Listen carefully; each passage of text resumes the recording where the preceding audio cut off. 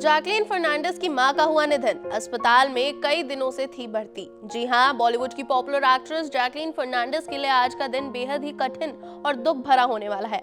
उनकी मां किम फर्नांडिस का आज सुबह निधन हो गया है, जिससे जैकलीन और उनके पूरे परिवार को एक गहरा सदमा पहुंचा है। ये घटना उनके लिए दिल दहलाने वाली बन गई है, क्योंकि मां के निधन के बाद इस मुश्किल घड़ी से निपटना किसी के लिए भी आसान नहीं होता।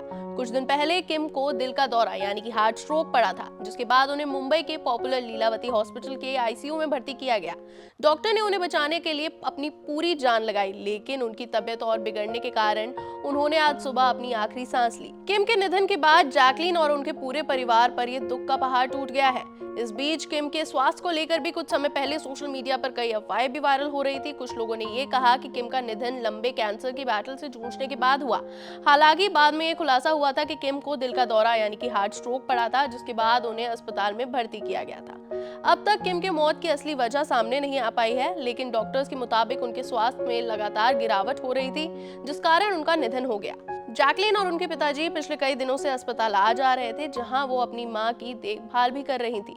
इस मुश्किल समय में जैकलीन ने अपनी मां की तबीयत को लेकर कई कमिटमेंट्स को भी कैंसिल किया, जिसमें आईपीएल की ओपनिंग सेरेमनी भी शामिल थी। उन्होंने इस इवेंट को अपने परिवार की स्वास्थ्य के लिए छोड़ दिया। मां के निधन किसी के लिए भी एक असहनीय और गहरे शोक का समय होता है।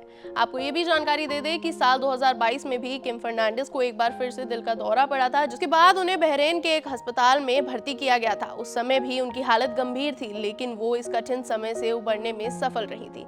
उनकी मां मलेशिया से थी, जबकि उनके नाना कनाडा से और उनके परदादा गोवा से ताल्लुकात रखते थे। आपको बता दें कि जैकलीन अब क्रिमेशन ग्राउंड में पहुंच चुकी हैं और उनके पिता की हालत भी बहुत ही नाजुक लग रही है।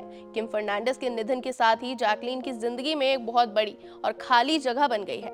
हम उम्मीद करते हैं कि जैकलीन खुद को मजबूत बनाए रखें और इस गहरे दुख में अपने परिवार के साथ एकजुट होकर आगे बढ़ें।